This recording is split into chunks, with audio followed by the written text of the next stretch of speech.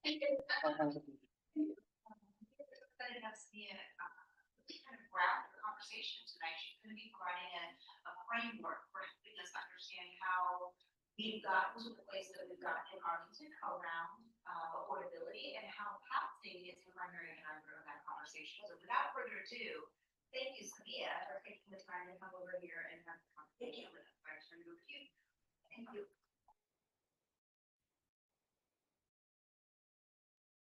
Good evening, everybody. So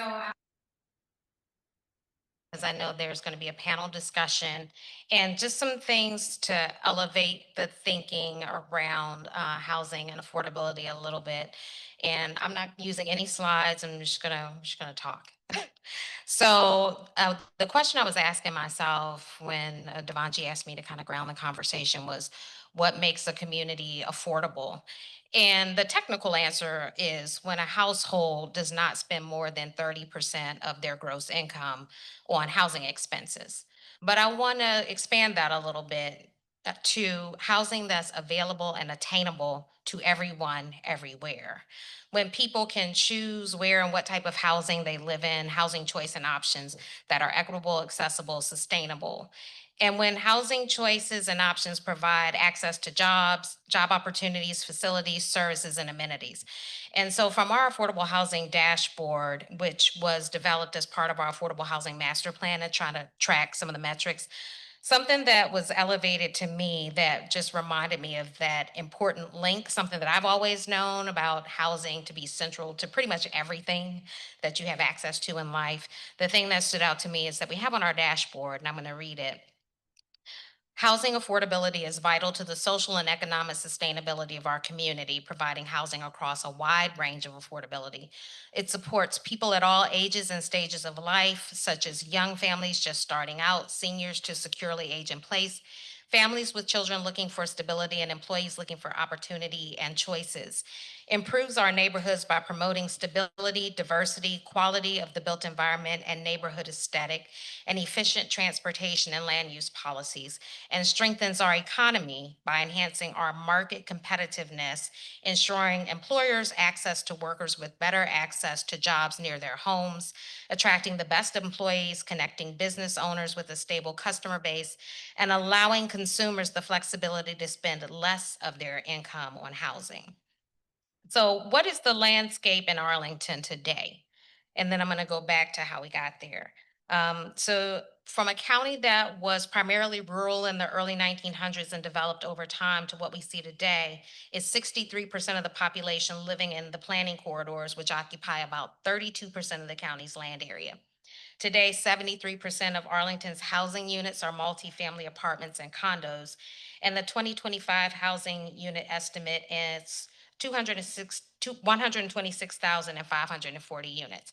And just as I'm saying these numbers, I want to also elevate that this is from our 2025 Arlington County profile, which was taken earlier in the year, so may not account for what's happening in our environment now. So just remember that when you hear some of these numbers. In 1950, the population was 135,449 people.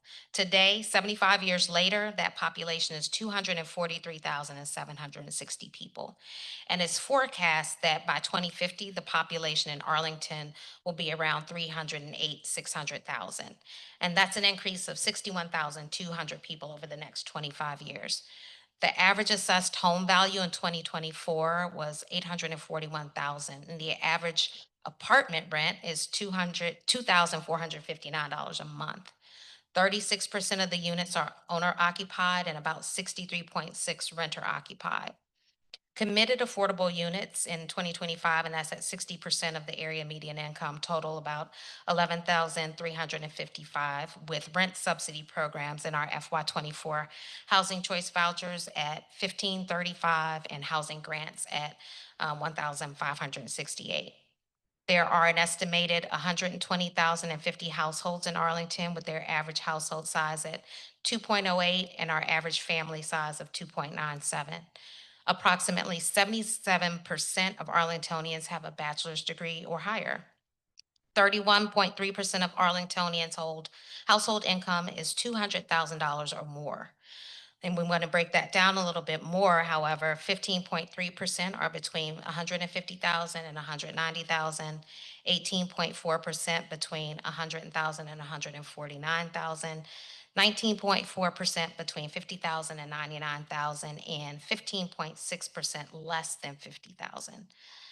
Median household income in 2023 was 140,000 and 160, with the per capita income at 124,135. Our area median income recorded in FY 2024 was $154,700. 7.3 of households are below the poverty line, with 92.7% above it. Again, that's probably higher now, I would imagine. Employment today, around 221,200 jobs, again, probably different, with the unemployment rate earlier in 2025 at 2.2%, and I'm pretty certain that that is much higher now. And in 2050, the forecasted number of housing units is 165,000. Households would be about 155,400, and jobs 266,100. So again, those numbers came from our Arlington County profile for 2025. I do want to take a moment, though. I would be remiss if I did not share some disaggregated numbers with you, current as well. And these numbers come from our race and ethnicity and census demographic dashboards. So, and those numbers were from 2023 American Community Survey data.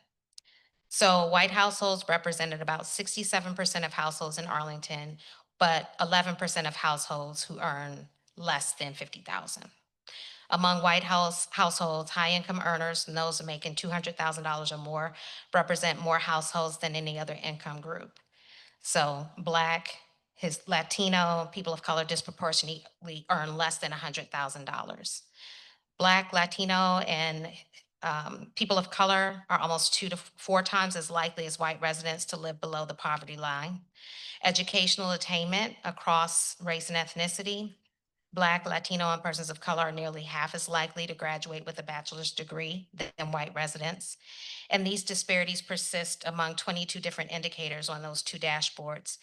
Also importantly, residential segregation persists, with different racial and ethnic groups concentrating in different neighborhoods.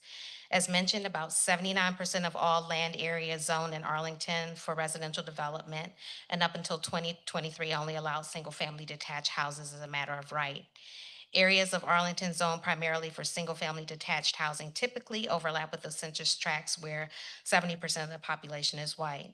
So Black, Latino, and people of color are much more likely than white residents to rent, and renters are more likely to live in our multifamily units as opposed to single-family homes. And thus, those populations are disproportionately concentrated in development corridors and other neighborhoods with a higher proportion of this housing type.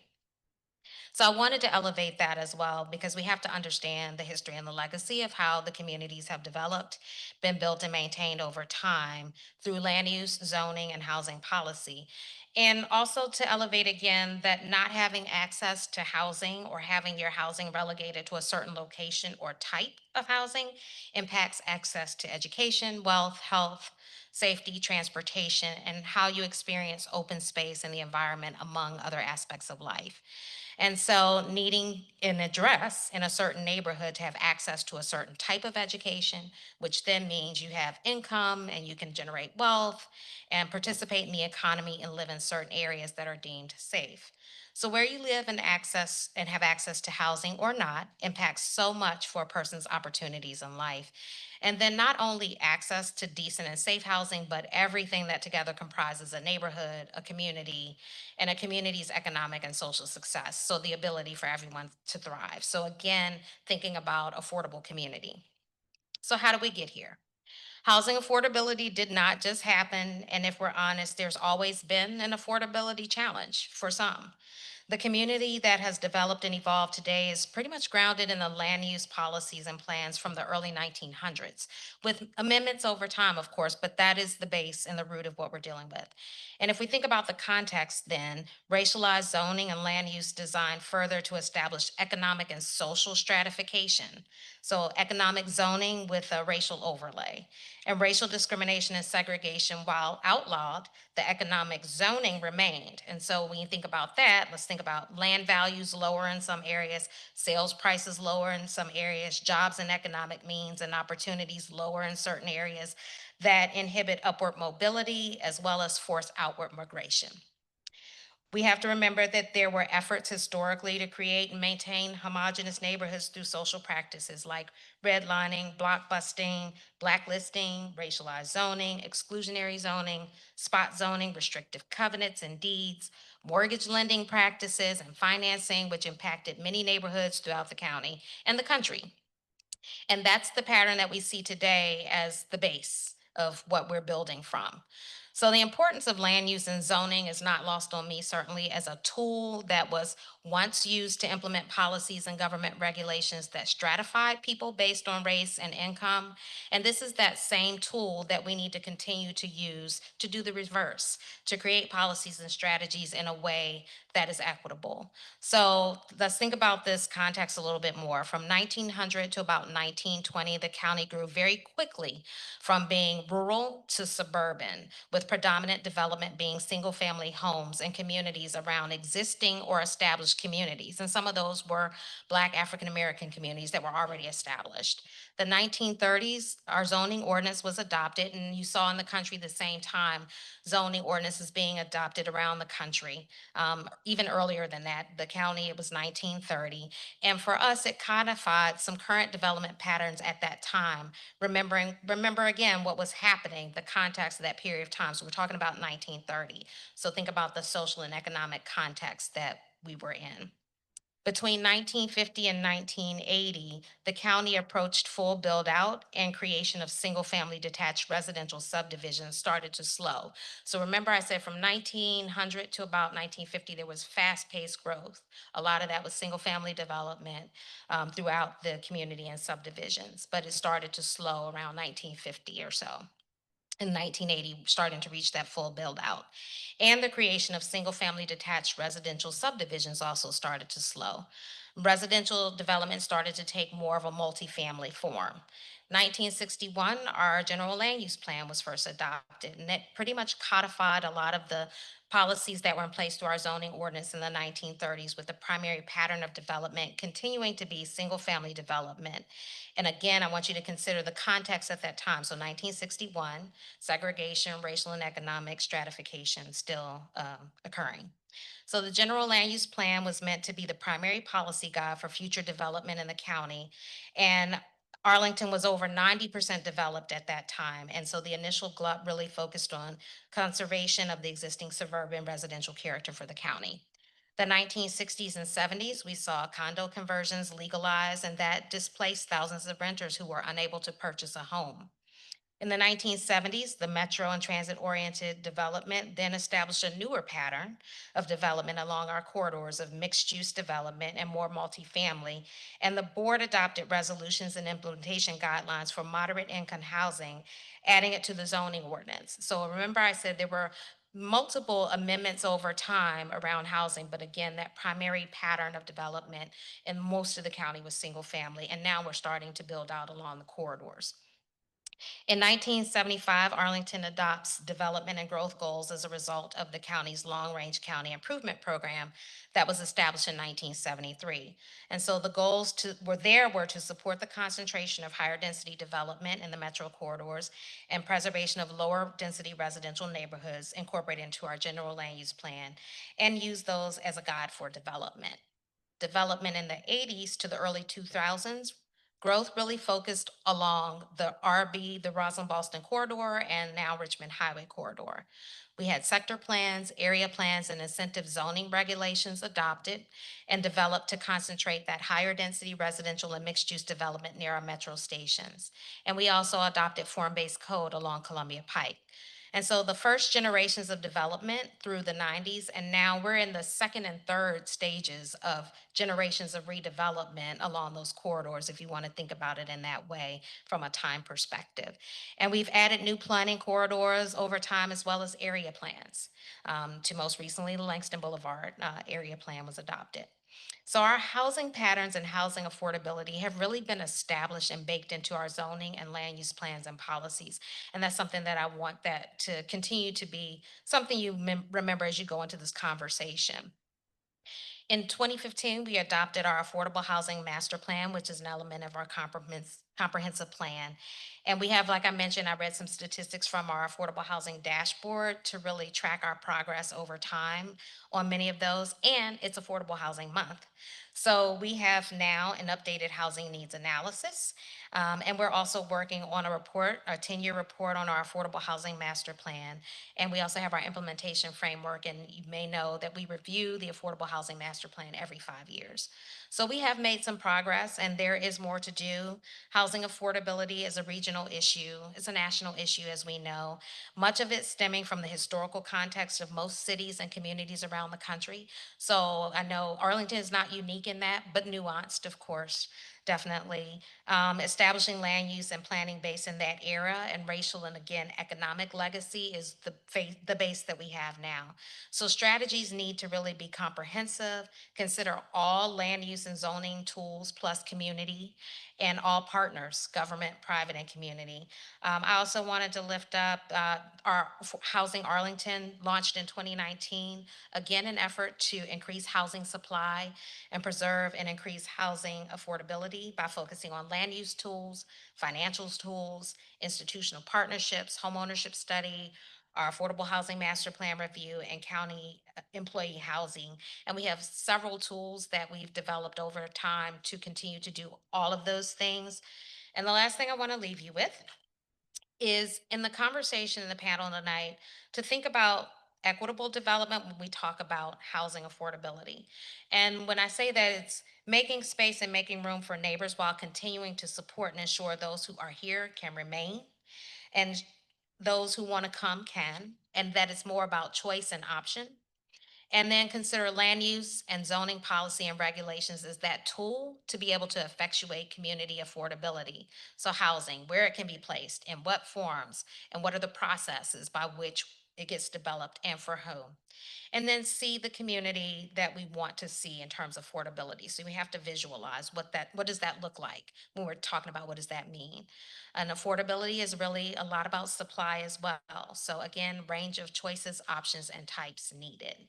And the challenge again is how do we provide supply to support the range of needs and incomes and options, ensuring that those who are here can remain should they so choose, and others that don't have to won't have to leave or be displaced, and people who want to come can afford to do so. And so I hope that gives you some good grounding for the conversation to come. And thank you for the time.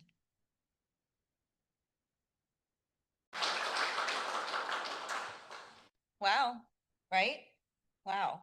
So thank you so much. How about our illustrious panel, if you'd like to come up? Thank you so much, Professor Byrd, for really honestly giving us that foundation and framework for tonight's conversation. So, hey, listen, you guys voted last month. We obviously listened, and now we're delivering our conversation on affordable housing. So welcome to October program, Beyond Market Rate, What It Takes to Make Housing Truly Affordable in Arlington. I am your chair, Devanshi Patel. It is wonderful to see so many of you here tonight. And of course, our friends who are joining us online, thank you so much for being part of our continuing learning journey.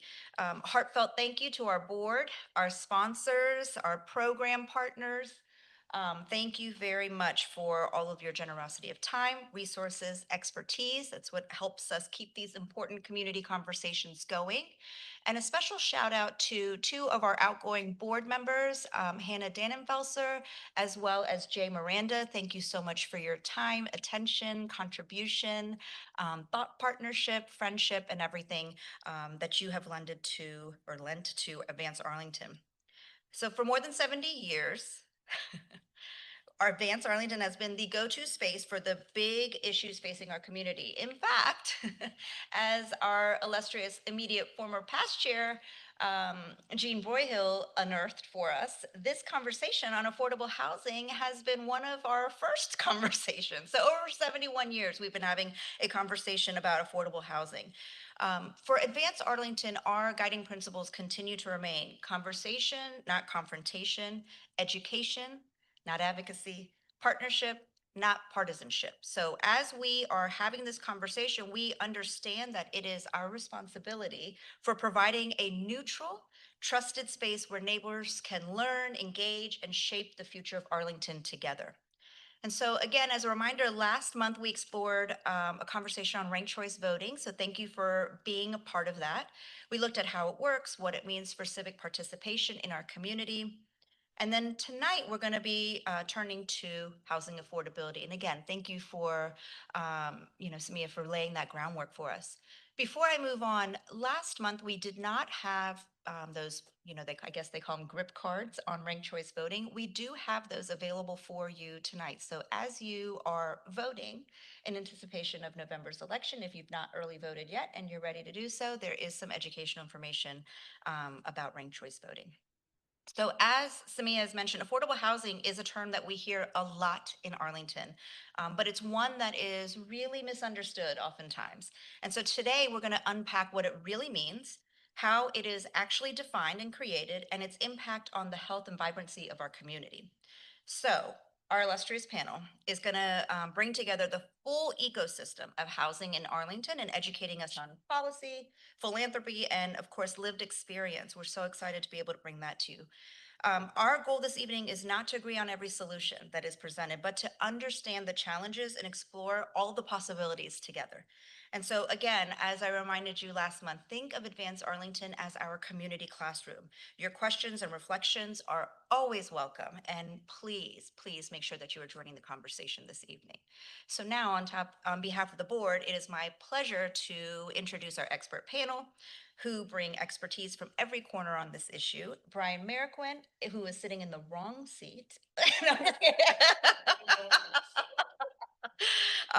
From Arlington Community Foundation, Marta Hill Gray from Culpeper Garden, Haley Norris from True Ground Housing Partners, and Nicholas Cummings from Walsh Colucci.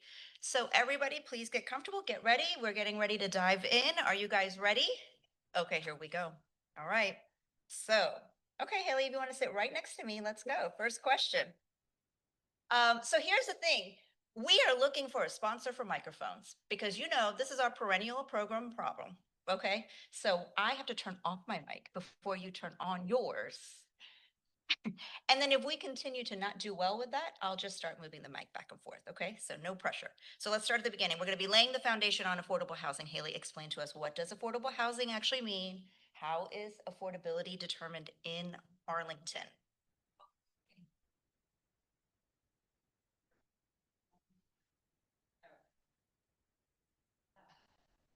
Hello? There we go. Okay, sorry. Yes, I'm Haley Norris with True Ground Housing Partners. I sat in the wrong seat tonight, but I will do my best anyways. So I think affordable housing can have a lot of different definitions depending on the context. What we're really here talking about tonight and how it's often defined in Arlington County is housing that is subsidized and income restricted, typically defined as having rents between 30% and 60% of the area median income. Sometimes that goes up to 80%, but more frequently it's that lower income range.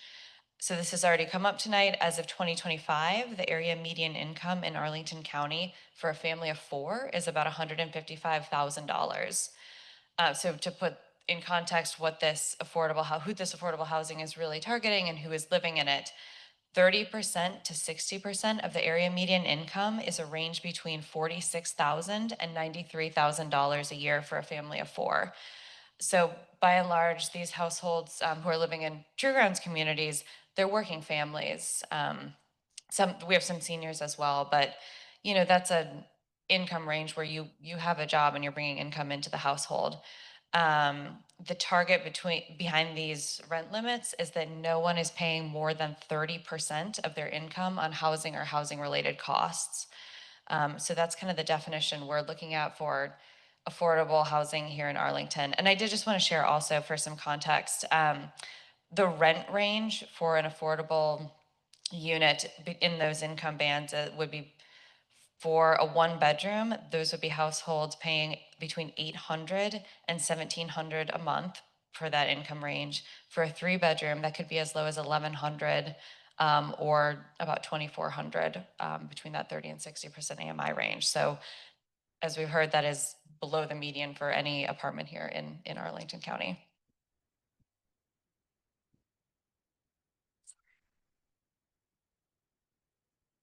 Hey, Brian, now we're headed to you. Okay. How does this definition show up in the real world as, beyond what Haley has already explained? Can you walk us through the different types of acronyms here? Okay.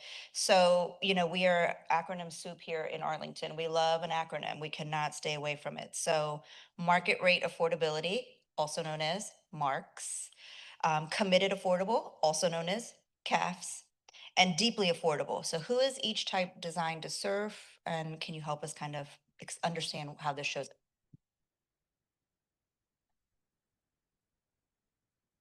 Thanks, Samachi. Hi, everyone. Uh, yeah, I'll jump right into those definitions because I think sometimes when we talk about affordable housing, we sort of jump right into committed affordable housing, the CAP.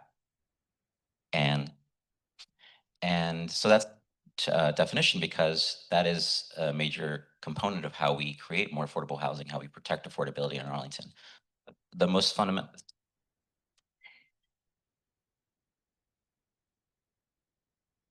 Let's try. I have a deep voice, so it might sound really deep. All right. See, this is better. So for committed affordable units, essentially what they do is they allow you to use public dollars in exchange for protecting affordability over time. In the past, that has meant that a development might use, in this case, we'll talk a lot about the trust fund in our region called AHIF, the Affordable Housing Investment Fund, to use those dollars and protect it for something like 15 years, 30 years. And as we've gone on, we realized we need to extend those times. So the most recent major development in Arlington at Barcroft actually had an affordability covenant for 99 years, which is essentially to say for as long as possible. And we're going to probably do our best in 100 years. Our grandkids are going to do their best to remain affordable there. So that is committed affordable units, very high level. Market rate affordable units is important as well. Sometimes the term that's used for that is naturally occurring affordable housing, NOAA. And it's kind of what it sounds like, which is that with no other subsidies or other intervention, these apartments are, I'm going to say, somewhat affordable for the region that they're in. Spoiler alert, there's not a lot of affordable market rate, affordable apartments in Arlington relative to what our needs really are and to how someone can find an apartment that actually meets their income level. So we'll talk about that in a minute. But I wanted to make this very concrete in a sort of narrative sense. Being that we're at LeBaron, I actually grew up right across the street in Buckingham. And I went back and looked at the first lease that my parents had when we moved here. I'm from Guatemala. When they moved here in 1990, the lease for a two-bedroom apartment at George Mason Apartments, which are still there, in 1990 was $425 a month for a two-bedroom apartment, all utilities included. All right, so if we do a little bit of math, and I looked at, what inflation adjusted that would be in 2025. Does anyone have a guess as to what $425 a month for a two-bedroom apartment is?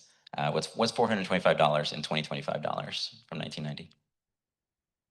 Very, very good. It's about 1,080. So I went and looked at if those apartments cost 1,080. They do not. They cost $2,300 a month for a two-bedroom apartment. And those are actually very important to sort of, and Professor Byrd mentioned the history of construction in Arlington.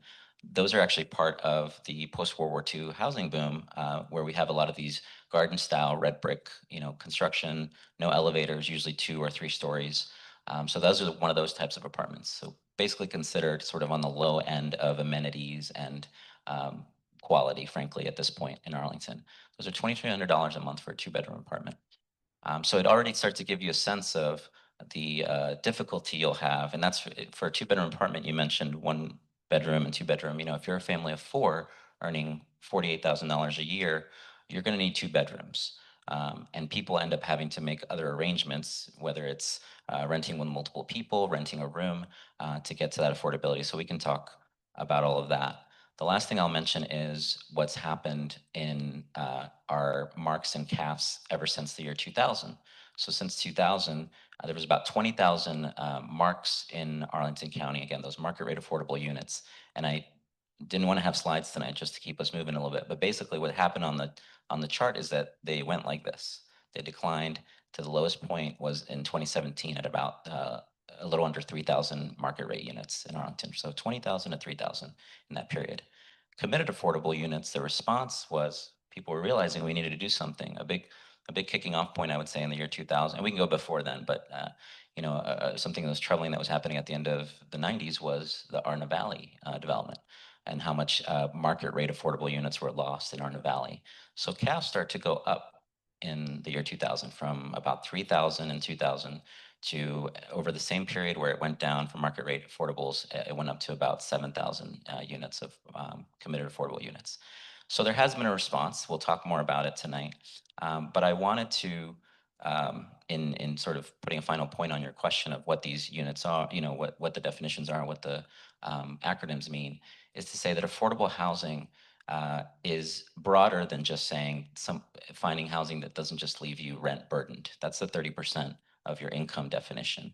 Affordable housing is much more about what happens when folks don't have those opportunities to be economically mobile, to find a place that's safe for themselves and for their children, and all the other things that folks in this room and folks that follow Advanced Arlington programs care about, which are things like the environment, things like economic opportunity, things like small business. All these things are very intertwined with what affordable housing should accomplish, which is not just a roof over somebody's head, but an opportunity for, in the Arlington Community Foundation's view, economic mobility.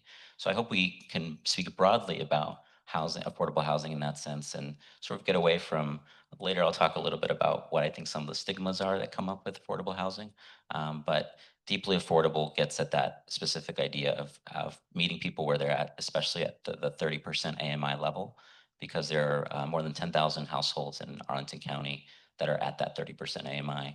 They're not going to be able to afford the $2,300 rent at my old apartment complex. So thanks. Okay, Marta, from your work with seniors, what does housing affordability mean in day-to-day life? Well, I would like to say that the seniors that live at Culpeper Garden have an average income annually of about $18,000. So it's about $1,500 a month that they have to spend. And that's everything.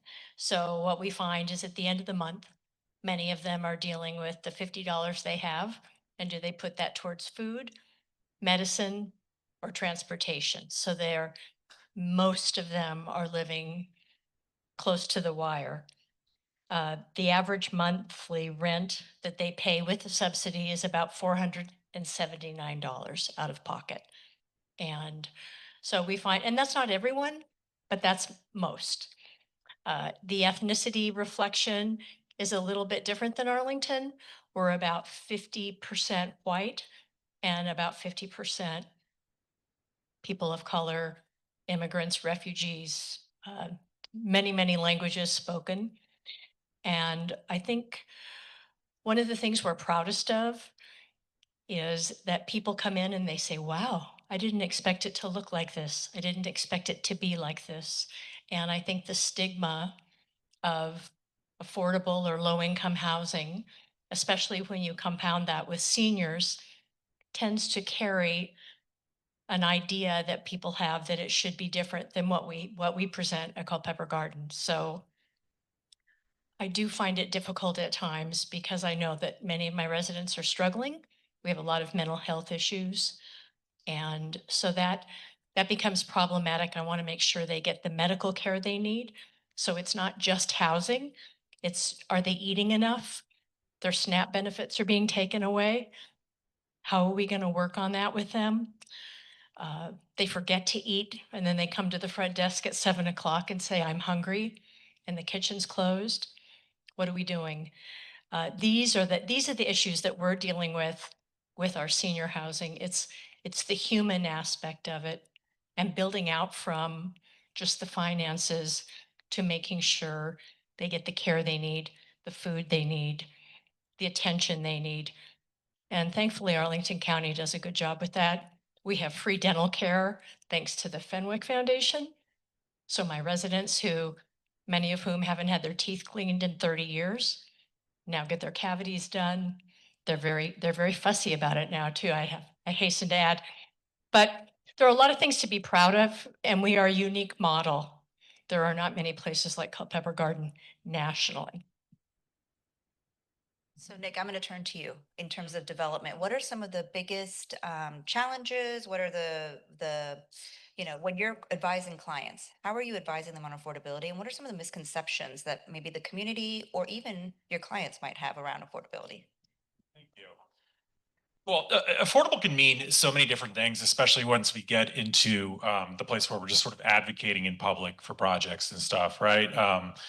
On a market rate project, if I'm proposing a development, I'm working with a client, and typically in Arlington County, because we have a really great incentive-based zoning system, everything is designed such that the developer is going to come in and they're going to propose a building that's going to include a good amount of bonus density. And we're going to negotiate with the county for how we're going to earn that. On almost every project that has a significant amount of it, we are making some sort of contribution within that bonus density to affordable housing, as opposed to the base density contribution. And I don't want to get into too much academics tonight. I could do hours of that if you ever want to. But that's the one that's set on the formula where we need state help to adjust that to what some folks might feel is a fairer rate. But all of those affordables, when we're negotiating with the county for bonus density, are at 60% AMI for 30 years. And that is a standard we typically don't deviate from, though we could. Occasionally, there's some site-specific, plan-specific guidance that calls for something a little bit different, but it's usually right around that 60% mark. Beyond that, we get into discussions about, what really qualifies as affordable when it's almost like small a affordable, meaning like, what is the dictionary definition of affordable in a conversation? So EHO is a good example. That one's always frustrated me because I would say that it's obvious to me. It's probably not obvious to other people. A duplex or a triplex that replaces a single family home that would be $3.5 million, if each unit is $1 million or $1.2 million, that's affordable. It is significantly more affordable than the other options for home ownership in Arlington County at this point. It is what is considered at this point, which is almost a disgusting thing to say out loud, but affordable to people who are roughly in the generation of, me and Haley and others on this panel here who, have either looked to buy homes, to start families, et cetera. So if you're in Arlington and you want to live somewhat close to, any sort of transit or your job in DC and you want to own a home, you are going to be spending $1 million to $2 million no matter what. And so if we're discussing with like site plan review committee, for example, what's the benefit of having a mix of unit sizes in a townhome development, for example, having some units that are 1,500 square feet, those are going to be more affordable, substantially so, because everything is priced on how big it is. And we have projects like that, and that's really great to see. And then, for example, a townhome with an elevator and 3,500 square feet instead of 1,500 square feet is probably going to be closer to the price of a single family home. It's going to be 3 million or more. So, we kick it around a lot. It means a lot of different things. Even if you're out in Prince William County, geez, before they got to more of a formal ordinance on this, they're starting, as they grow so much out there, to model themselves after Fairfax, after Arlington and Loudoun. But for many, many years, it was just even the unit type could qualify as affordability. Because if I'm building, for example, townhomes in Prince William, it might be that they're not going to be any more, but back in the day, they might have been $400,000 to $500,000, and that was significantly more affordable simply by virtue of the location. And so exurbs like that would call things affordable because they're bringing a different unit type that's less expensive out there. 2/2s, which is a unit type that I'm not even that familiar with because we never do it up here, but essentially just stacked units. Again, something that's less expensive, usually a condo form of ownership, I think, but affordable in the sense that those units can still be today, even I think closer to $500,000. I would not be shocked if those townhomes out in Gainesville in Prince William are $800,000 to $900,000 at this point. Any brand new housing is exorbitantly expensive no matter where you go. I was recently, I've started picking up all kinds of work across the region. It's been an adventure, but I was in Front Royal. So I had a Warren County rezoning project. We're just desperately trying to get a Front Royal to agree to give us a water connection for it. But there was a lot of discussion about these exact same issues in the Front Royal Town Council. And I was touched by how similar, while the people are different, the culture is different, the politics are different, the concerns and the dialogue was almost exactly the same. Out there, it's that somebody who grew up in Warren County or Front Royal, who is almost certainly going to still be more of a blue collar type worker, somebody who owns a business, maybe something like that, they're talking about, geez, houses out there are $400,000 now just to get started. And they're looking at ADU or ordinances meeting accessory dwellings, but also affordability. And they struggle with the exact same conversation that everybody in this county struggled with on EHO of what is appropriate in our neighborhoods, how dense should we get, who really should be responsible, should we be building the housing, should somebody else be building the housing? Well, I was having a conversation with a friend in this room earlier today about this, and the answer is that everybody isn't doing enough. It's not just, should Arlington be, carrying its burden because it's so close to transit, et cetera, and we can build these tall buildings. Well, if I'm out in Prince William and I'm getting a project that should be 95 units because it's comp planned for that, and we've proposed it and includes a bunch of 2/2s, they're less expensive. Well, the neighbors don't want it. They don't want more development. Everyone's tired of seeing stuff near them. Everyone's tired of the trucks and everything getting built. Okay, fine. Now it's 62 townhomes. Well, it's 30 families that couldn't live close to the express lanes on 66 and maybe take a bus to the Pentagon or something. I mean, that's life. There are people living, like I said, in Front Royal and commuting up here, just because they can't afford to live anywhere closer. So, it depends. It depends neighborhood by neighborhood, region by region, but it is essentially the same conversation. Can I keep it with you? And for those who may not be familiar, what is the Dillon Rule and how does it affect Arlington's ability to address housing affordability? This is so we specialize so much that I have litigators who are more experts on this stuff, but I have done enough local government to understand it. But I mean, Dillon Rule is basically just saying that a locality only has the power to do what it has been granted the authority to do by the state. That means that Virginia has a lot of control over what we can and can't do here. If you compare Arlington to sort of a sister county, like maybe, something in Maryland, like Montgomery County, Bethesda, whatever, I mean, they, I think, can even levy a local income tax, and we cannot. Could you imagine what this county could do with a very modest income tax? Um, I'm not trying to take money out of y'all's wallets. I'm just saying that we make a lot of policy with our development projects and it costs a lot of money that gets passed on to renters. But if we taxed everybody, including some people in this county who have a whole heck of a lot more money than I do, it would go a long way. But we don't have the ability to even do that. Now, do we want to be Maryland? No, we're much, much better because we are purple and we have blended political values, and there's a lot that makes us special. But having more tools to fix the damage would be extraordinarily helpful. And that is what we're constantly limited by, because a smart lawyer can say, the county did not have the authority to do X, Y, or Z, and a judge is going to be very strict looking at that in looking for that express grant of authority. And given our luck with circuit court rulings, I mean, you just can't trust anything anymore out of them. Most of them are wrong, especially the decision against Digital Gateway.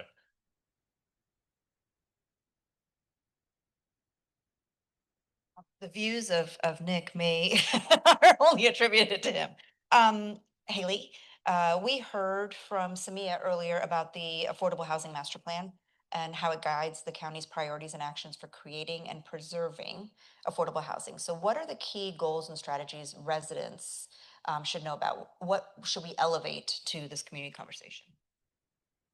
Yeah, so I'll keep a little high level because I think you could do a whole deep dive, and there are probably folks in this room who know this more intimately than I do. But the Affordable Housing Master Plan, the main goal, and I think this came up earlier, was that by 2040, 17.7% of the county's housing stock would be affordable at 60% of the area median income or below.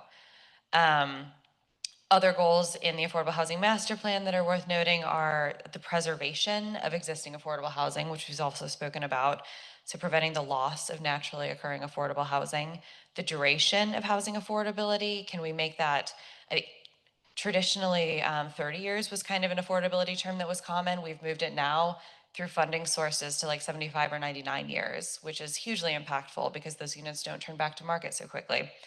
The location of affordable housing is another key. There's a goal of spreading it throughout the county, particularly in high opportunity areas, areas with transit, North Arlington, Roslyn Ballston Corridor, Richmond Highway, National Landing, which one do we call it now? But those areas. The plan also speaks to housing quality, ensuring that all affordable housing is high quality, durable, long lasting.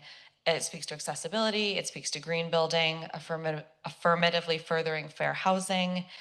There are home ownership strategies, strategies for ending homelessness, Those are some of the goals. Some of the strategies are through the AHIF, the county's local housing trust fund, identifying sites that are county-owned land and looking at how those can be used through a public-private partnership to develop affordable housing along with county facilities or other community-serving entities. Looking at ways to bring in private funding sources, which I think probably the most prominent example of, it wasn't foreseen necessarily in the plan, but Amazon coming in and deploying some of their capital into the housing world, I think was an excellent accomplishment of that strategy. There are also strategies including like land use tools to preserve housing, increase housing, like through the form-based code on Columbia Pike, or establishing housing conservation districts to make sure some of that naturally occurring affordable housing doesn't go away.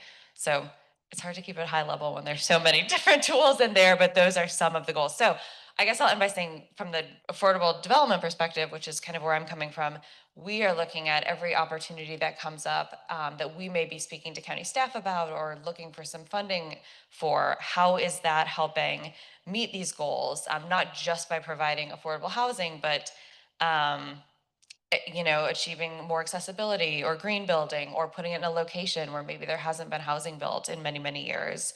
So we're really looking to see how many of those goals that we can help through the housing that we're building, preserving, and then owning for the long term. Brian, so I think you first brought up AHIF after our initial presentation. One, what is AHIF, right? Like, what really is it? What are its limitations? When is it applied, right? And I think in that conversation, you may be able to elevate how it's used to address housing affordability in Arlington. So fundamentally, AHIF is a revolving fund where, as projects are developed, developers can borrow against the fund, and then when projects come online, they either make a contribution then, or as part of some of the trade-offs in the development itself, make contributions to AHIF. What's interesting, though, about it is a little bit of the why we do it that way, and that's a broader conversation that you can go a lot of different routes. But I'm actually really curious about, again, connected to why people have a certain perception of affordable housing. And I actually want to take us back to 1937. I think Advance Arlington, or formerly Committee 100, was around then. And what happened then was the Housing Act of 1937. At the time, there was about a little over 100 million people. The population of the U.S. was a little over 100 million people, and about 40 million people were living in either unsafe housing or just didn't have housing at all. So for a congressional committee in 1937 to identify that something was unsafe, you got to know it was really unsafe at the time. And so, but what was interesting to me about that is the response to that congressional study, the Housing Act that led to the Housing Act of 1937, was the creation of public housing. And the creation of public housing was primarily to address, again, this was the Great Depression era, the displacement and the lack of housing for predominantly white Americans. That was who was mostly unhoused at the time. It's such a large population. So the FDR implemented that and identified where public housing could also be built at government expense to spur the economy, given that we were in the Great Depression. And so I start there because public housing started as housing built by government in order to house, again, predominantly white Americans. And once that started happening over time, I think have all heard the story of Levittown and the construction, and how the federal government then invested in home ownership, again, also segregated, predominantly for white Americans. And that led to white flight. Well, over time, the public housing stock and the quality of that construction deteriorated. And that led to a different federal strategy. Fast forwarding, I'm keeping it very high level here. Fast forwarding to the 60s, where we started focusing more on rental subsidies. And that gave birth to the Section 8 voucher, which many of you have heard of or are familiar with, and which has carried a lot of stigma over the years. And so it's actually been renamed the Housing Choice Voucher, which is good.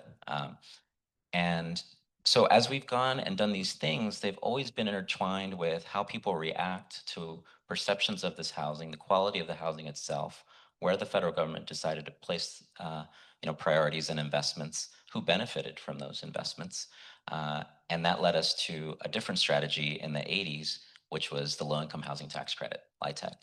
And I wanted to give you that history because the reason that LIHTC is so distinct is because it does actually pull in money from the private sector. It is to say that it's a public-private partnership essentially to spur construction in a way that we're not doing, that is very distinct from either focusing on rental subsidies or focusing on public housing. But I still have conversations with folks when I talk about the importance of especially deeply affordable housing, housing that folks earning, $16 an hour can afford, where they perceive that it's public housing, or they perceive that someone can just go and get a Section 8 voucher. And if they just can go do that, why do they need even more help beyond that? Why do we need to build apartments that are, affordable and what have you? And um, I can't always give them the history of the Housing Act of 1937, but at least I wanted to name that to you because I do think some of those things shape our understanding, our consciousness, and some of the conversation, some of the implicit biases that exist when we're trying to address what actually housing looks like now. And Marta, you spoke to this, the sort of the value, the dignity of having housing that is not only of quality, but that people can build community around and people can actually feel at home. That's where I'm very proud that, especially committed affordable units, especially if it's a mission-oriented developer, they actually do that. And AHIF is a very important tool to make those projects possible. The only other thing I'll say is in my opinion, we do not invest enough in AHIF in Arlington County because it does have a great return on investment. And in 2024, the Arlington Community Foundation advocated for not only increased AHIF contributions that are either done as a one-time part of the budget or there's also a component that's recurring, but also that it be earmarked to construction that is built at 30% of the area median income. So whatever developer took that money, they had to commit to building not only affordability at 6% level for that is normally what is done with LIHTC, but it also goes down to 30% AMI. So those units actually are part of the deal at the Sweeney, I believe it's called. The development at True Ground is just broke ground on in Crystal City at the Crystal House.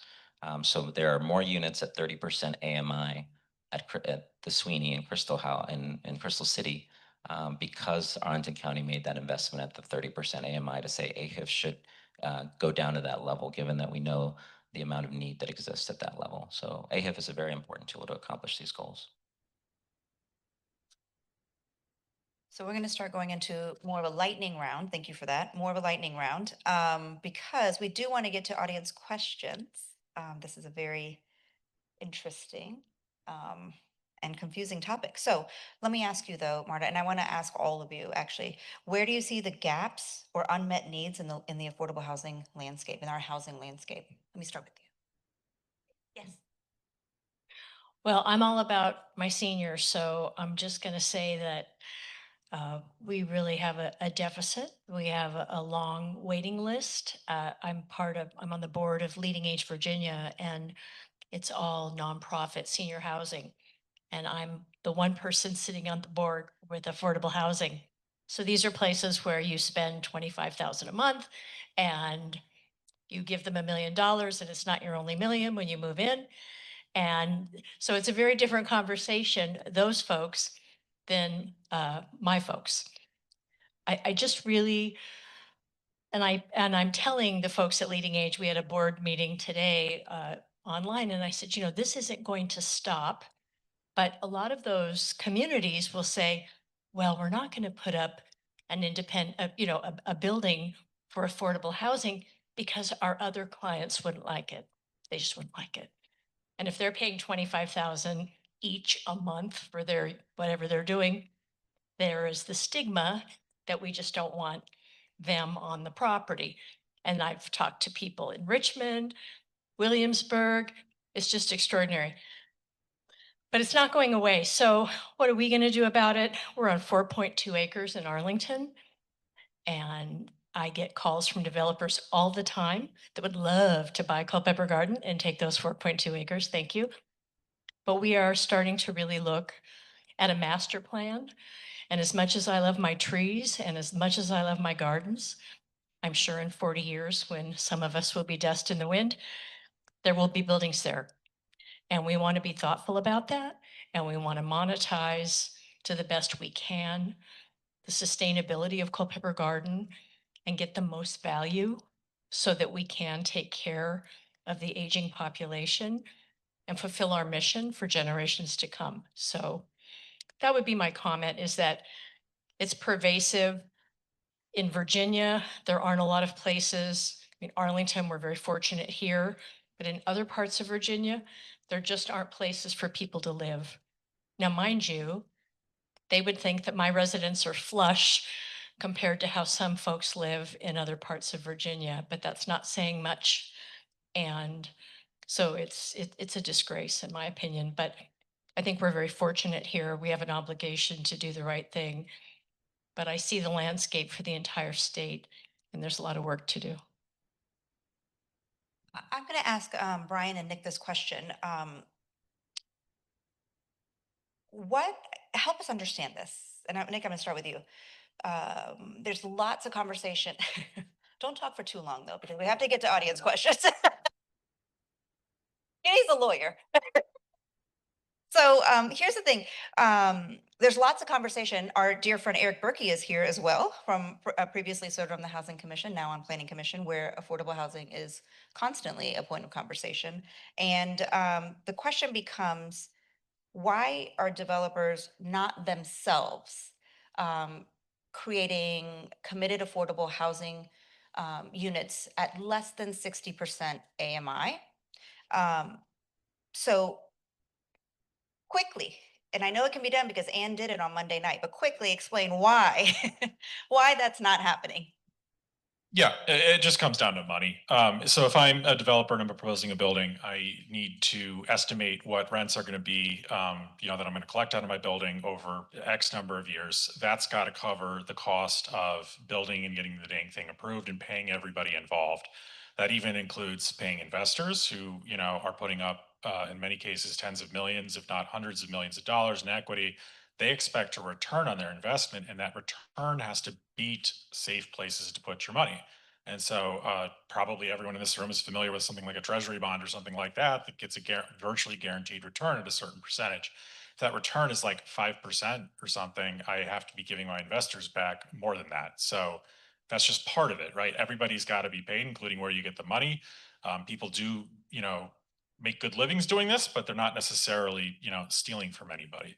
So if I'm going to do units that are below 60% AMI, I could do it, but it's just going to mean fewer units. Because in Arlington, with the incentive-based zoning system, we're going to be looking at what is the bonus density, how much is it worth, and then what does that translate to in community benefits? And so the subsidy for something deeply affordable is substantially more than it is at 60. And so if I can give you 6 units on site at 60% AMI, I might only be able to give you 2 at 30% AMI. And that's a question for the county of what do they want and what's going to help them the most. It's tough. I will say a plug here for cash instead of units on site. That's a debate we're going to continue to have for years and years and years. I do think that the cash is probably more effective in situations where you're trying to buy down rents to help folks at that deeply affordable level. I would say that it's probably not the best use of public money, for example, to have deeply affordable units in a brand new building in Roslyn next to the metro, where rents are otherwise $4,200 a month. I would prefer if my elected leaders were sending that money instead to other buildings that are very nice still, but have much lower rents because they're 40 years older, and you can buy down rents to deeply affordable levels more effectively.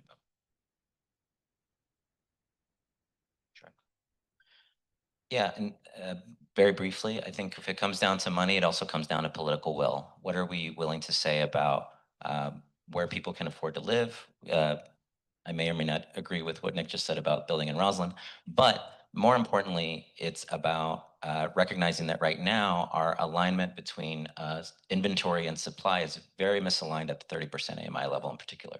There are 10,000 households that can afford apartments at 30% AMI, and there's only about 2,000 in our inventory for them. So most often the barrier to doing this, because that's one of the other questions I think you were going to ask, barriers to doing this is assuming that it's cost prohibitive. Just the assumption that like, oh, that's too expensive. Because that's what the Arlington Community Foundation, we ran a pilot where we actually lined up rent subsidies against brick and mortar buy downs. And we saw that the return on investment was much higher for the brick and mortar buy downs than what we often do when we see folks that are in need assistance with rent, which is give them more rent subsidies. That's an important strategy. I'm not arguing against rent subsidies. And Arlington has actually been a leader in our housing grant program in making sure people can access that when they need it. But over time, we need to have a more diverse strategy so that we have more stock at 30% AMI and we don't start with the assumption that it's cost prohibitive. Here is an unexpected question. With the shifting landscape that keeps, every day changing, are we missing key opportunities in terms of reaching our affordability goals that we understand today? Do those goals shift because of economic outcomes that may or may not happen in the immediate future? You want to get on that? Sure. Okay. I mean, and maybe this partially answers the question, but I think, we've talked a lot about the AHIF and the cost or the conceptual cost of buying down some of these rents. And that is absolutely like kind of a gap in the affordable housing supply currently. I think one avenue we haven't talked about as much that is something we can pursue in any economic landscape are land use reforms. And we talked about the Dillon rule. And so there are some limitations to what we can do as a county, although Arlington County does have some zoning latitude from the state.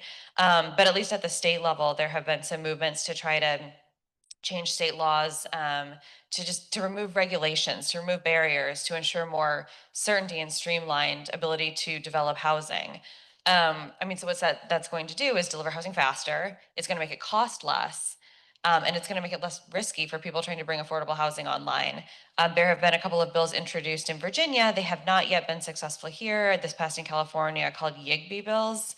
Yes, in God's backyard, which is a playoff of the YIMBY nomenclature, but that would allow churches more latitude to use their land for affordable housing by right. And again, that's just removing barriers, letting housing get delivered. It's not going to be free. It's still going to take political will, money, and subsidy, but it's going to remove the land use aspect of it and ensure that it can get developed. So I think that does not totally answer that question, but it is a step we can take that isn't taking more money from the local governments or whomever to make sure that this is getting built as costs are rising, interest rates are rising, and it is more challenging.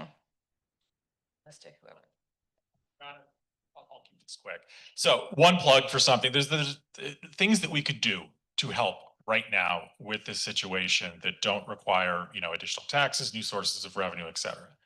One thing to consider, and obviously I'm an advocate for developers, we have a lot of sites close to transit stations that are still planned for buildings that are 12 stories, they're shorter, et cetera. They're just not all that dense. A lot of those buildings in this current economic environment they're not going to come forward. Projects are not going to come forward for those. If we start looking at giving the county board, more explicit freedom, there's already some provisions that speak to this a bit, but more explicit freedom to consider on like a case by case basis to allow some of these buildings to go to 20 to 25 stories instead of 10, 12, 16. You get to the economies of scale that make a lot of sense. And on virtually all those projects, because of the way we structure our incentive-based zoning system, all of that additional density is going to be community benefit density. That means that I'm either writing a check or giving something to the county of equivalent value to the appraised value of that density as approved but unbuilt. Right now, that's about $50 to $55 a square foot in most neighborhoods in Arlington. It used to be 100. And that just tells you how different the economic environment is right now, that people are willing to pay half as much for approved but unbuilt density. But that's one way, is just sort of supercharging it a bit from a zoning perspective. And it's not necessarily densifying entire neighborhoods or trying to shock and scare people, but it's trying to get the floodgates open for sites closest to transit by encouraging it with the tools that we have right now, which are those policy tools. So it's a thought. To the audience, who has a question? Fantastic. I have one, Brian. It's kind of a follow-up on what you said. you know, the cost of either purchasing because of the, and I understand new construction, Nicholas, we, yeah, you bulldoze $100 or $1 million home and you've got to put up a 2 to 3 mil to recoup. But um, I guess my question's twofold is, um, when did rents get so out of whack that they went so much more quickly? Because I'm long-term renter and own multiple properties in Arlington. So when did rents go from where reasonably your parents' place should be, let's say 1,200 to instead 2,400? And what, if anything, can be done about that? And of course, whether this is a long-term effect or not, with I believe unemployment in Arlington is up by at least 38% from this time last year. And of course, we've got the current government shutdown, but even the bigger thing of, as the government is a less attractive employer because of security, do we anticipate, what kind of effects on housing do we expect? Thank you. I'll give you my opinion of when it happened, because otherwise we should ask someone from CPHD when exactly it happened. But I did describe thousands since the 2000s. We saw that precipitous drop in market rate affordable units, but there was a response with committed affordable units. I think we've upped our game in that respect, and we were at 3,000 in the year 2000 of committed affordable units. We're at over 11,000 now. So there has been an important response, and committed affordable is obviously going to last a lot longer than market rate, which can go away at any moment given the market. The why is probably a long conversation of what happened in those 20 plus years, and we can talk about individual properties. One opportunity that I think the county capitalized on that was really positive was the Barcroft redevelopment. That's on Columbia Pike. It's not near a metro, but it was actually housing there were about 300 vacant units in the 300, and so those were sitting in basically in disrepair. That was an opportunity to renovate and actually add density, so that there are units that are not committed affordable that are around it that are going to make the project work.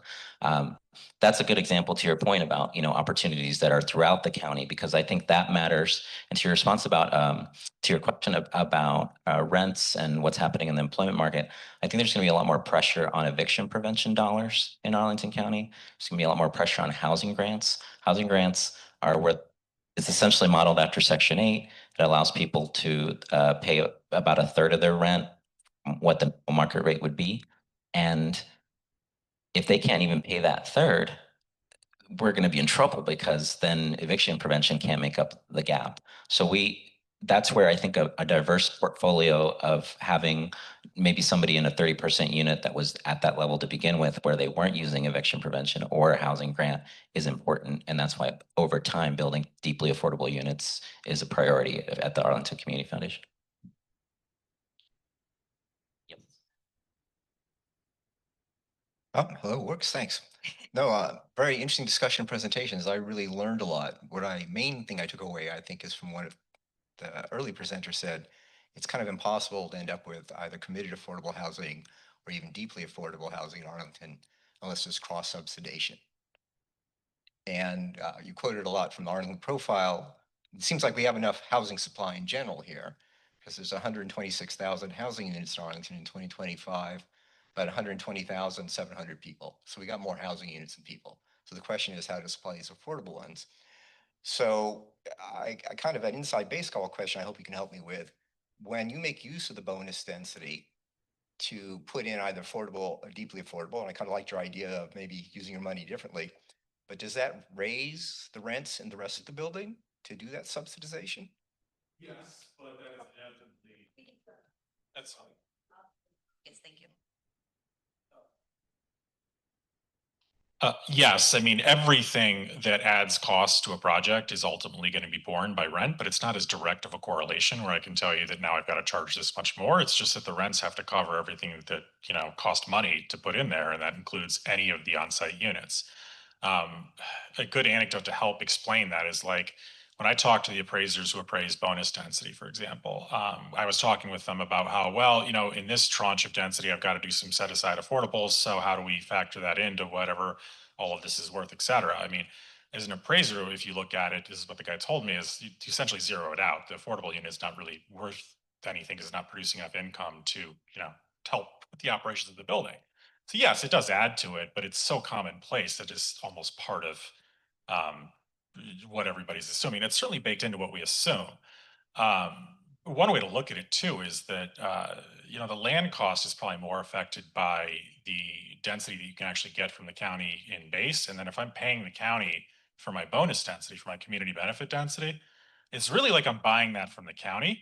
And so I ostensibly should not need to necessarily buy that from the seller. I would be buying it from the county. And so it can make a lot of economic sense in that point. It's almost like a separate transaction if you think about it, big picture. But yeah, I mean, it costs money.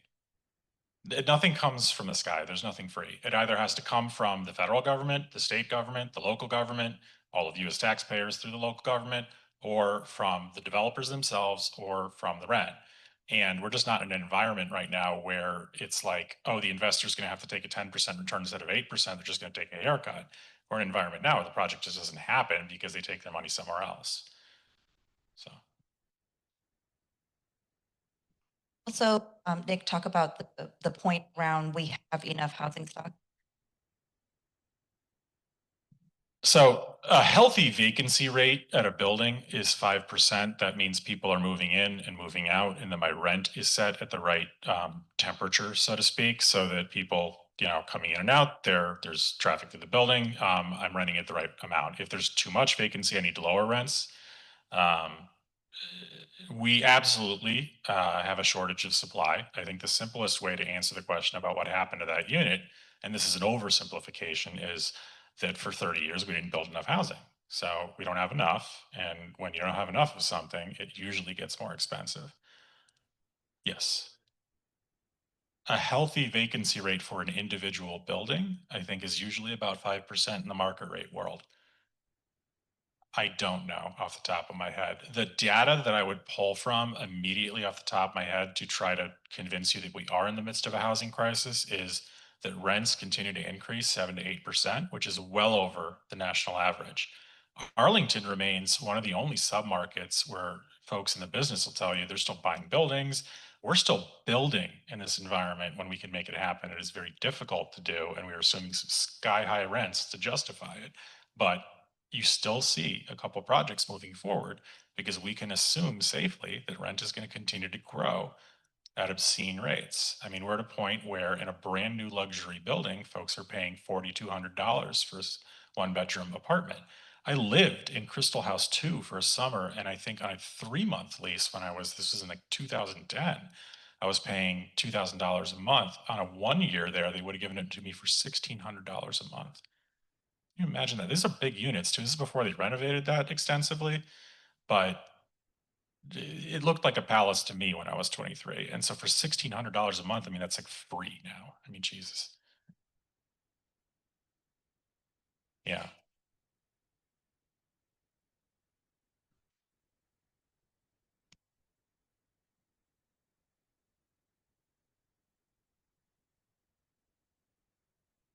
So a lot of young families are really desperate to get on the ladder, don't see a way to do it.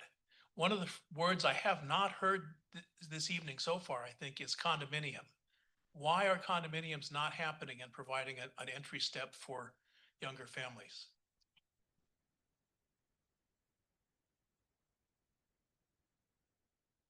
I think I turned it back on.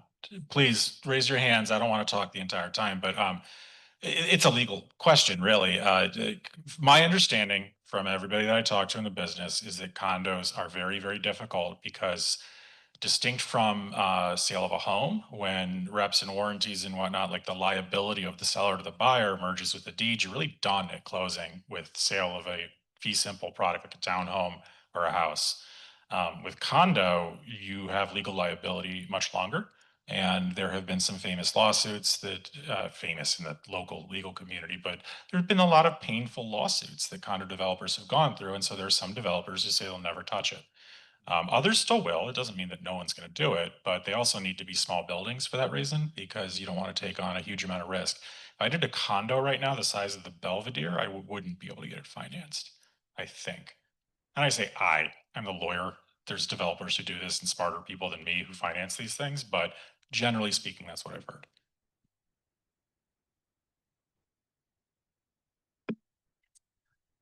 With regard to the residents, are people graduated out of affordable housing or could they stay there for their entire life? Demand grows and increases. New people come to the United States, new households are formed. Do we not have enough churn, enough movement in and out of current affordable housing? I know we have a much lower turnover rate than most buildings do because most people do want to stay in affordable housing for as long as they can. The one thing I wanted to say is from an income perspective, people don't have to move from affordable housing if they do start making more money and they start technically exceeding the income limits. You have to earn below a certain amount to move in. But if you do get a new job or someone else in the home gets a job, you don't have to move out. The rent gets adjusted to kind of account for some of that. It's still not going to be we keep saying $4,200 a month. It's never going to go up to that.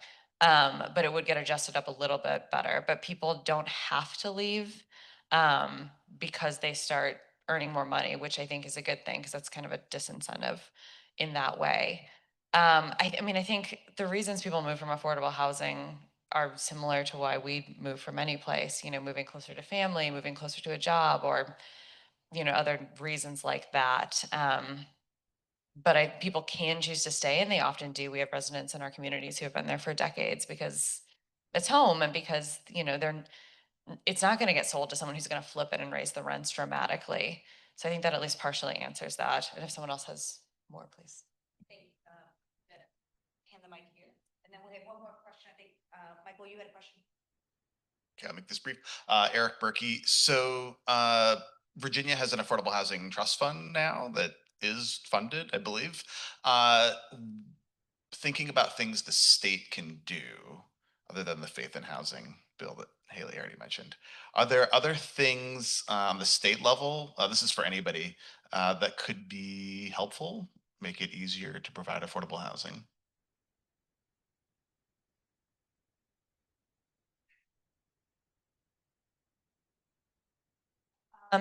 Yes, the trust fund at the state level has changed the game tremendously. I think their money really has made a lot of deals in this region, probably across the state feasible.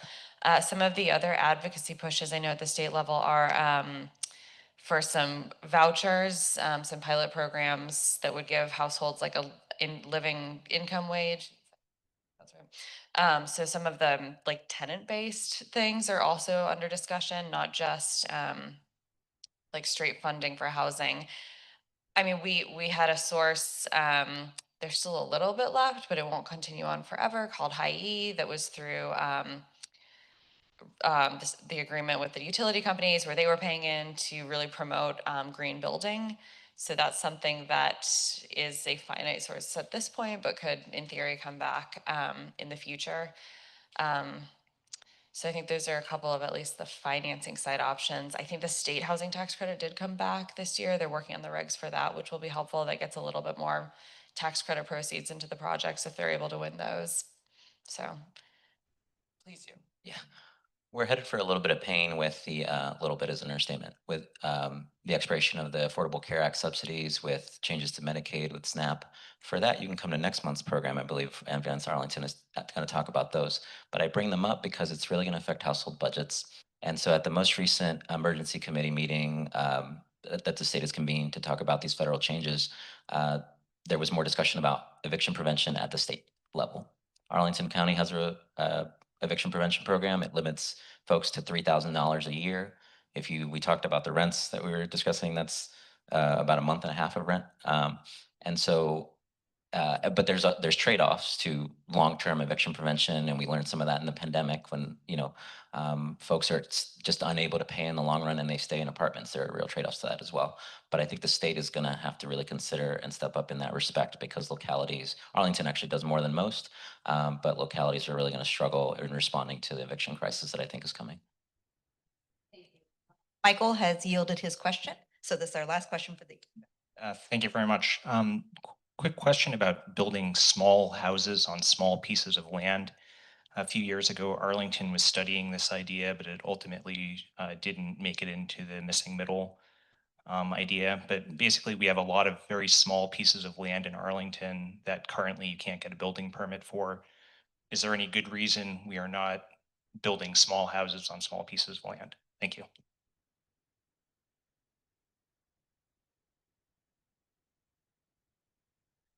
This is a little bit more speculation because I'm not necessarily the right person to answer this because the attorney on it is not the one who's like, looking at the cost, the financing, putting together the business model and all that. There's obviously, from a permitting perspective, yeah. I mean, if you get into the single stair type of stuff, tiny houses, other things that can, fit, if you get that to legally fit, maybe. The problem is who owns it? What do they want for the land? What does it cost me to build it? And then can I even fit a driveway on or make it work with the county? Right. And not in the sense that the county is going to be obstinate or mean or something. They're going to be like, well, there's health and safety concerns and they need to be addressed. And they have existing laws and policies that get applied to it too. So it becomes difficult. Let's put it that way. You would, at minimum, I would feel like, unless there were like a new program already established for it, which will add it to the list, I suppose, as a community. You would need variances maybe from the BZA, which means you're explaining to a bunch of folks who don't necessarily understand how this all works, exactly why you need a variance. It can get very difficult very quickly. And so the idea there is like, well, who's going to be putting up the money and then risking it all to go through that? So it just becomes an opportunity that's less attractive. Doesn't mean it's impossible. If somebody went out there and did it, they could do it to show it could be done. But I guarantee you by the end of it, they'd probably wish they hadn't. Have one little thing to say. I just want to second what Brian said about the state and Medicaid. There's no point in having affordable housing for seniors if they don't have any health care, because they will just die in their lounger because there's no support for them at all. And we are not well funded for Medicaid for seniors. So I'm looking at you. But I think that you can't really have one without the other. Anything about its current element, Medicaid is far more important than we have given it credit for many years. I'll just say that. I've talked enough.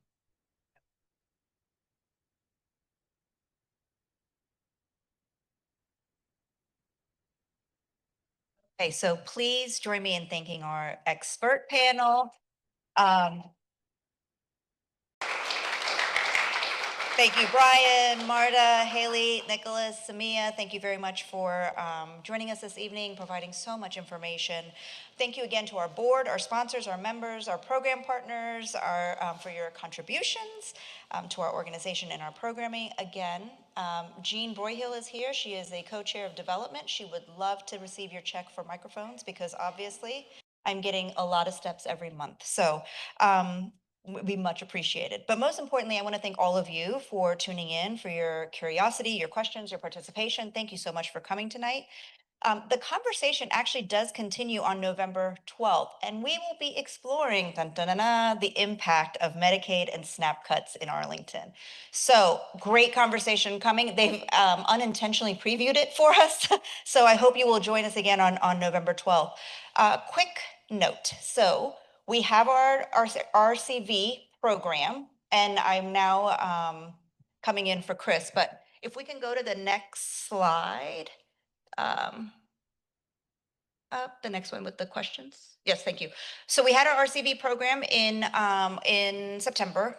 There were some additional questions that came up. And so we have provided these answers to you for those questions that came up, post conversation. Here's a plug for a couple of things. Number one, if you go to our website, you'll find a wonderful video, right, Chris? Okay. So we'll find a wonderful video of last month's presentation. Number two, if you go to the Arlington County website, there's a wonderful presentation on how RCV works as well. Anything else, Chris, that we want to make sure that we inform our friends about in terms of RCV? Wrote some things down, but I think that's the gist of it. Just a quick overview of ranked choice voting. And actually, we had Monique Bryant who brought some of the ranked choice voting flyers here for us. But just a quick overview, voters rank candidates in order of preference, first, second, third. First choice voters are counted. If no candidate has enough to win, oops, sorry, I'm getting a call, win outright, the candidate with the fewest votes is eliminated and their votes are redistributed to each voter's next choice. This continues in rounds until the winners emerge. The purpose of this, it avoids spoiler effect, and spoiler is in quotes, since your vote can still count even if your top choice is eliminated. So that's just kind of a quick overview of ranked choice voting. We're one of the I think only counties basically in the nation that introduced ranked choice voting. It's been successful so far with the county board, so we're excited to have that and continue that here. So if you have any questions, please ask away or check out our video. And there's a really great video where Takas is in a suit for it. So thank you. You. And hey, one of the questions I was going to ask our panel, but we didn't get to is, if they could, what would they like to see coming up? So come on up, have conversation, ask them the question, get the answer. Okay. Thank you. Keep the conversation going. We'll see you in November.